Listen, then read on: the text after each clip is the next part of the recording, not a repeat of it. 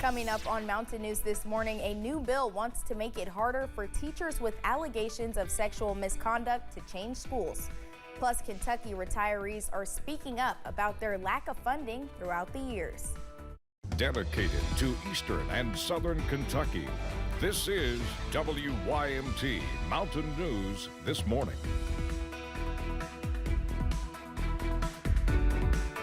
Good morning, I'm Madison Carmouche. We are coming up on 6:30 this Friday morning on March 29th. Let's check in with meteorologist Tim Drawbridge for a look at your forecast this morning. Good morning, Madison, and good morning, everyone. Yes, even in the night vision right now with enough twilight, we can see how sky conditions are. And yeah, we got some clouds that have spilled in from the north and west. Doesn't mean we're not going to see sunshine today. We are. And it's going to end up being a beautiful Good Friday, 37 outside our door. Again, a beautiful day to wrap up the work week. We do have that shower threat basically north of Jackson, Moorhead to Ashland tomorrow. We all get into it on Easter Sunday, but it's not a washout. And like Cam alluded to last night, let's keep an eye on next Tuesday. It's still several days away, but nonetheless bears watching with how we now start to evolve into the month of April. All right, last check.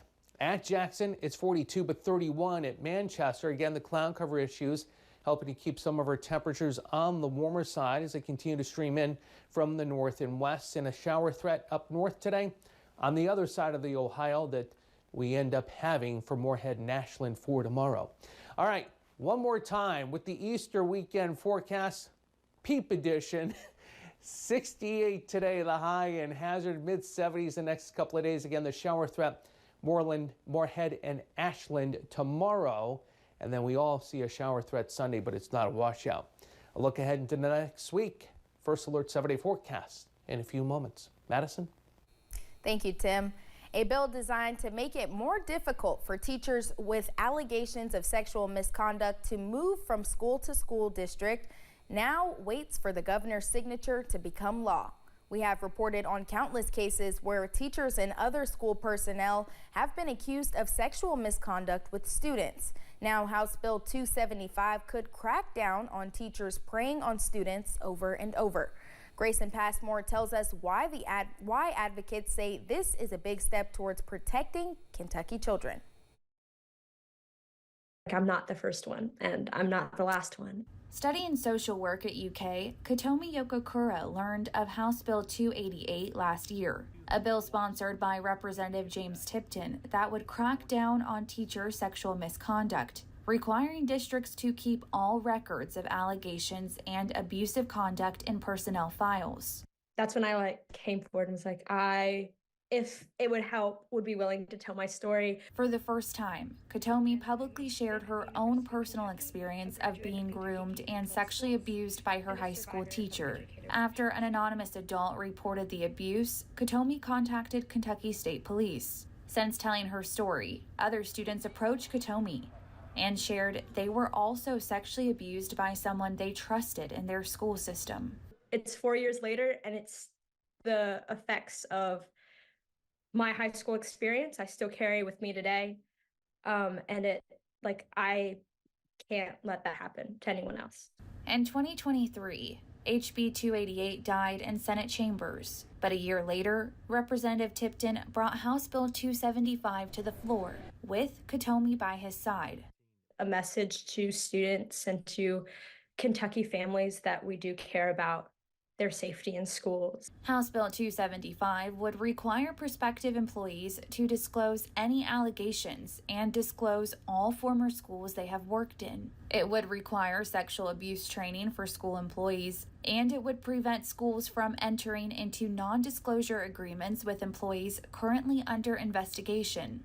We want to ensure that employees are not moving from district to district or school to school when things are going on, and the schools are not aware of it.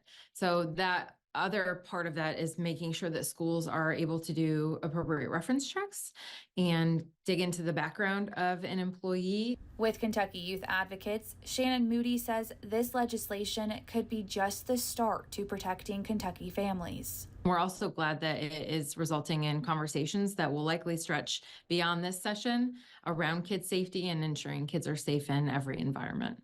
At the Capitol, Grayson Passmore, WKYT. And Gaddy's of Pikeville is preparing for Child Abuse Awareness Month in April, planting prevention now. The 8th annual Gaddy's Goes Blue event brought law enforcement officers, family, workers, and child advocates to Gaddy's to plant blue pinwheels in an effort to spread awareness for child safety. Officials say the annual event is about celebrating the faces of the fight against abuse and helping the community better recognize them when a need arises. It's our way of helping kick off the month of April, which is Child Abuse Prevention Month. Just trying to get everybody kicked up in the community and say a thanks for all their hard work. More events are planned in April for Child Abuse Prevention Month. You can see more about that on our website. A sweeping crime bill that aims to reduce violence and a new 2-year spending plan getting final passage were among the key items sent to the governor yesterday. House Bill 6 passed the House 72-26 and now goes to the governor. Supporters say there is more money for education, but opponents say it leaves out a lot, especially for personnel and pre-K. They're excited that with these significant increases, it is still not good enough. There is not enough investment in K through 12 public schools. 2 to 5% will not resolve our teacher shortage. Is not enough to ultimately draw in more students to the field. We just need to do more and need to do better. Governor Beshear says there are significant investments in a lot of areas, improvements to roads and bridges, and body armor for police. Kentucky retirees are speaking out about this year's budget proposal. The last cost of living adjustment was made in 2011, but the legislature has not granted an increase since. Lucy Richardson retired back in 2006. Since 2011, she hasn't seen an increase on her pension check. With the 2024 budget year quickly coming to a close, she says it's frustrating to be overlooked yet again. So she's calling on lawmakers to see things from her perspective. People are struggling. People are in tears. People don't know what they're going to do for the rest of the year. It's so dire. How are we supposed to exist? We can't surplus that in any other way. What are we supposed to do? In House Bill 1 this year, legislators have proposed that $300 million be applied to the Kentucky Public Pensions Authority unfunded pension liability in the 2024 to 2025 fiscal year, but it could be a long time until retirees see any impact. Congressman Hal Rogers has announced a Pike County native as his chief of staff in Washington. Karen Kelly served as district director for Kentucky for 9 years. Kelly has served Rogers previously as his field representative in Eastern Kentucky and helped Rogers establish SOAR. Starting Monday, applications will be open for Kentucky's 2022 Disaster Recovery Program. The program helps communities impacted by the July 2022 flood. Applications will be accepted for projects addressing housing, infrastructure, economic development, and resiliency planning. Nearly $300 million are being allocated for the program. Breathitt, Letcher, Knott, Perry, and Pike counties will receive 80% of the funds. Eastern Kentucky lawmakers have announced they have secured approximately $12 million for the construction of a new elementary school. Senator Philip Wheeler and Representative Bobby McCool secured the funding, which will go toward building Inez Elementary in Martin County. This comes following yesterday's final passage of House Bill 6.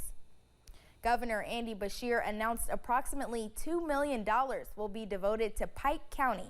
The county is receiving the money for a development project at the Kentucky Enterprise Industrial Park. Although the project will total approximately $4 million, in a statement, Governor Beshear said, in part, quote, "Site development is crucial in setting up future economic success for the Commonwealth."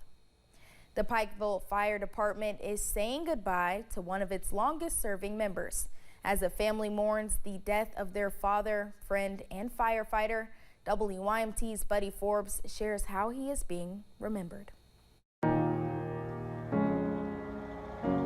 In the fire service, we do take pride in the brotherhood, is what we call it. You know, it's everybody standing together, everybody showing love for one another, showing support, because, you know, whenever times like this happen, you know, we all do come together. Robert Lindsay has been a supporting beam at the Pikeville Fire Department for more than 4 decades. 40 years of Robbie's time at this place is an incredible feat for anyone, but for him, he made it seem easy. Creating a legacy of giving, loving, serving, and fighting for the place he called home. You know, he was selfless. He loved to be out there helping other people. He would do it for anybody at any time, whatever you could ask of him. He always wanted to be out there trying to make an impact on somebody's life, no matter what it took from him. The firefighter, trainer, inspector, and pillar died Tuesday, leaving behind big shoes that his fellow firefighters say will never be filled, but will always stand as a reminder. You know, to be that selfless person, to go out and be the first one to serve, and to do this job in a selfless manner. He was the person that you would look to for the inspiration to be able to do those kind of things. Saying his love and light reached much further than the front line. Because I don't know if anybody's ever going to be able to fill the shoes that he had. And though they will lay his body to rest, Lindsay's legacy will forever stand. In Pikeville, Buddy Forbes, WYMT Mountain News. Visitation for Lindsay begins today at 9 a.m. at J.W. Call & Son Funeral Home with Masonic services at 7 p.m. His funeral is scheduled for Saturday at noon. For 38 years, Coach Rodney Woods led the Wayne County men's basketball team to more than 700 wins and 9 regional titles. Woods received a letter from the Wayne County Superintendent Wednesday, removing him from the job. Ever since Superintendent Donnie Neal started his tenure, Woods says he could see the writing on the wall. Woods says the superintendent had a grudge against him.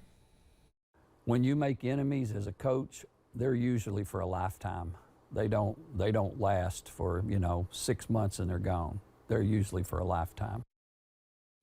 The news sent shockwaves throughout the community, with one player even calling the former Tennessee Volunteer because he could not believe it.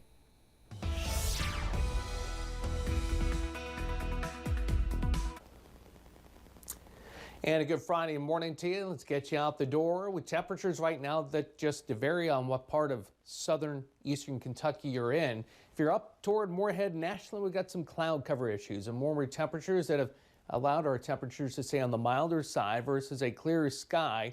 It would drop down to 30 at Manchester, 31 as you make your way toward Middlesboro, Jonesville at 28. All right, satellite weather composite tells the story here locally. Again, from Moorhead to Louisa, now toward Jackson and Pikeville. But don't worry, we're going to get the sunshine everywhere.